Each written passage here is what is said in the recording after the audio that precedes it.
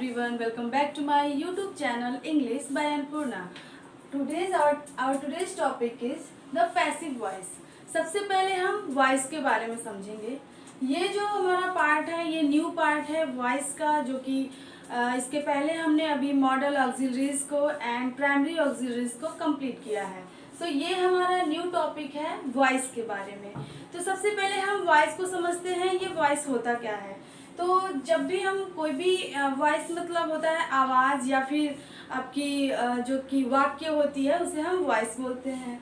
अब वॉइस हम कई टाइप्स के बोलते हैं, कभी हम एक्टिव में बोलते हैं तो कभी पैसिव में। इनको आज हम समझेंगे कि रियल में पैसिव और एक्टिव वॉइस होते क्या हैं। तो जब भी पैसिव वॉइस के बारे में हम समझेंगे, जैसा कि जब ऐसी कंडीशन आए कि कुछ जो पैसिव का अर्थ होता है वो होता है सक्रिय, तो कभी कभी हम सक्रिय वॉइस में बोलते हैं या फिर एक्टिव वॉइस में बोलते हैं। एंड पैसिव का अर्थ होता है निष्क्रिय। सक्रिय और निष्क्रिय कैसे हम इसे डिफाइन करेंगे वो समझते हैं। तो पैसिव वॉइस को हम सक्रिय वॉइस बोलते हैं, सक्रिय वाक्य बोलते हैं। सक्रिय को हम कौन सा ऐसा सक्रिय में आप समझ ही रहे हैं कि क्या सक्रिय हो सकता है। तो जब वॉइस की बात कर रहे हैं या फिर वाक्य की बात कर रहे हैं, वाक्य की बात कर रहे हैं, तो इसमें हम वाक्य के बारे में अगर बात कर रहे हैं तो जाहिर सी बात है कि इसमें सब्जेक्ट एंड ऑब्जेक्ट के बारे में ही बात होगी या फिर वर्ब के बारे में बात होगी। तो कंडीशन यही है कि जब भी पैसिव वॉइस के बारे में हम बात करेंगे तो पैसिव का हो जाएगा अर्थ सक्रिय, मतलब सक्रिय क्या चीज़ उस टेंस में, उस वाक्य में क्या चीज़ सक्रिय है वो हम समझेंगे। क्यों हम उसे पैसिव वॉइस बोलते हैं। तो जब भी कर्ता मतलब कोई भी सेंटेंस आप लिख रहे हैं उसमें सब्जेक्ट सक्रिय हो, यानी कि जो कर्ता धर्ता है, मतलब सब्जेक्ट होता क्या है जिसके द्वारा काम किया जाता है।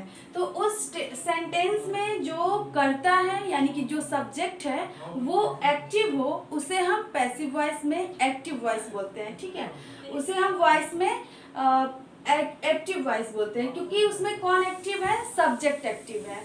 एंड पैसिव वॉइस किसे बोलते हैं, जिसमें सब्जेक्ट एक्टिव न होकर के ऑब्जेक्ट एक्टिव होता है, उसे हम क्या बोलते हैं, पैसिव वॉइस बोलते हैं। देखिए सबसे पहले एक बार और मैं इसे डिफाइन कर रही हूँ कि एक्टिव और पैसिव वॉइस होते क्या है। असल में जो वॉइस होते हैं वो हम दो टाइप्स के बोलते हैं, कभी हम एक्टिव वॉइस में बोलते हैं और कभी पैसिव वॉइस में। वॉइस का अर्थ ही होता है वाक्य या फिर वाच्य।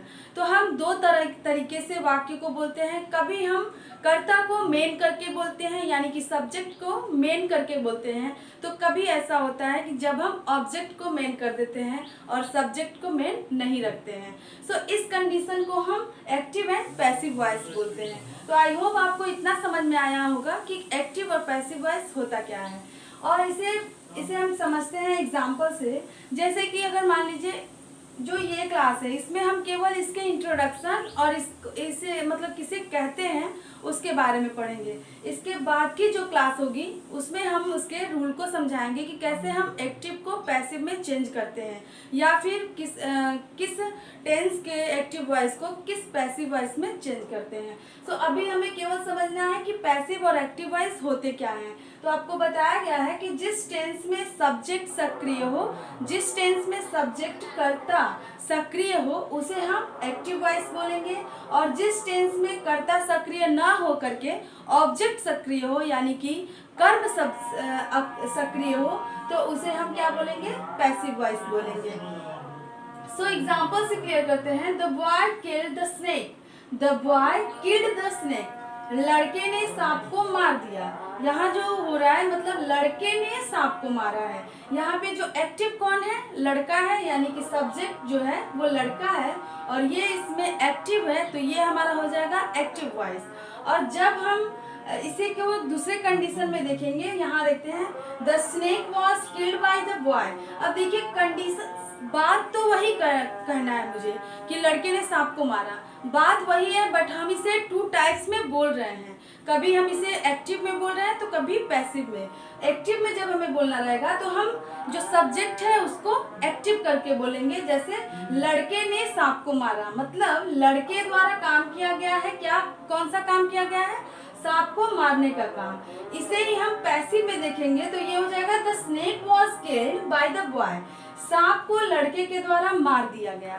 अब देखिए बात वही है, लड़के ने सांप को मारा या फिर कहिए सांप को लड़के द्वारा मारा गया, यानी कि बात सेम ही है, बट यहाँ पे कहने की कंडीशन अलग अलग है। यहाँ पे एक्टिव में बोला गया है और यहाँ पे पैसिव में। पैसिव इसे हम क्यों बोलेंगे, क्योंकि यहाँ पे ऑब्जेक्ट को सब्जेक्ट बना दिया गया है, यानी कि जो हमारा सब्जेक्ट यहाँ पे था द बॉय, उसे हम कहाँ पे लेते आए हैं, ऑब्जेक्ट के जगह पे, और जो हमारा यहाँ पे ऑब्जेक्ट था द स्नेक, उसे हम यहाँ पे सब्जेक्ट के जगह पे लेते आए हैं। तो इसका जो मेन होता है वो यही होता है कि जब भी सब्जेक्ट एक्टिव रहे, मतलब उस टेंस में सब्जेक्ट को एक्टिव बताया जाए, सब्जेक्ट के द्वारा काम किया जाए, तो वहाँ पे हो जाएगा एक्टिव वॉइस। और जब ऑब्जेक्ट को सब्जेक्ट के जगह पे या फिर सब्जेक्ट को मेन न रख करके ऑब्जेक्ट को मेन रखा जाए, तो वहाँ पे हमारा पैसिव वॉइस हो जाएगा। एग्जाम्पल से और क्लियर करते हैं। रानी राइट्स अ लेटर, रानी पत्र लिखती है। अब यहाँ देखिए रानी पत्र लिखती है, आप इसे ऐसे भी बोल सकते हैं रानी पत्र लिखती है, और आप दूसरे कंडीशन में भी बोल सकते हैं कि ये पत्र रानी के द्वारा लिखी गई, या फिर रानी के द्वारा ये पत्र लिखी गई। बात तो वही है बट बोलने का तरीका अलग अलग है। तो यहाँ पे जो रानी राइट्स अ लेटर है, इसका जो ये हमारा एक्टिव में है, इसे हम पैसिव में। अब देखिए कैसे हम समझ रहे हैं कि ये एक्टिव में है, क्योंकि ये जो सब्जेक्ट है वो मेन जगह है, मतलब सब्जेक्ट के अकॉर्डिंग ये सब्जेक्ट पूरी तरह किस पे डिपेंड हो रहा है, राइट्स अ लेटर, यानी कि राइट पर, मतलब क्रिया पर।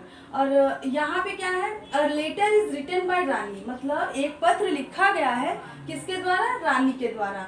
तो ए लेटर, यानी कि जो लेटर है, जो ऑब्जेक्ट है, उसे क्या कर दिया गया, सब्जेक्ट बना दिया गया। एंड जो सब्जेक्ट है, यानी कि जो ये रानी है, उसे हम ऑब्जेक्ट के जगह पे लेते हैं। तो ये हमारा हो जाएगा पैसिव वॉइस। नेक्स्ट है पैसिव वॉइस में, देखिए यहाँ पे दे रहा है ही फ्लाइज अ काइट, वह पतंग उड़ाता है, और यहाँ हो जाएगा a kite is flown by him.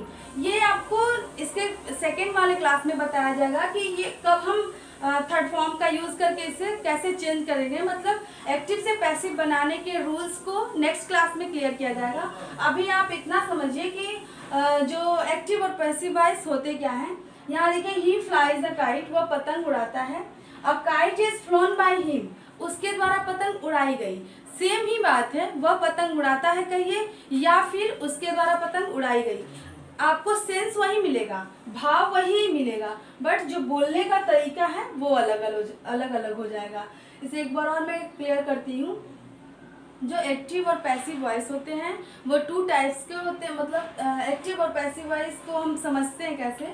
तो जब भी हमारा एक सेंटेंस है, सेंटेंस में अगर सब्जेक्ट मेन हो, सब्जेक्ट पे जोर दिया गया हो, तो वो हमारा हो जाएगा एक्टिव वॉइस, और जब ऑब्जेक्ट पे जोर दिया गया हो तो वो हमारा हो जाएगा पैसिव वॉइस।